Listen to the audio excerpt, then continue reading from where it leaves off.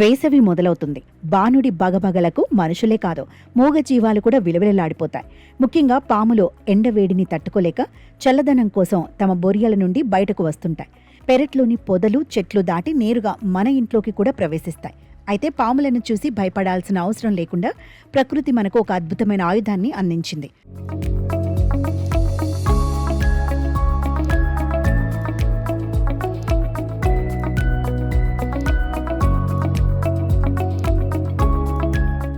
అదే సర్పగంధ. పాముల బెడద నుండి తప్పించుకోవటానికి తోటలు లేదా ఇంటి గుమ్మం దగ్గర సర్పగంధ మొక్కను నాటడం చాలా మంచిది. ఈ మొక్కలో అపారమైన ఔషధ గుణాలున్నాయి.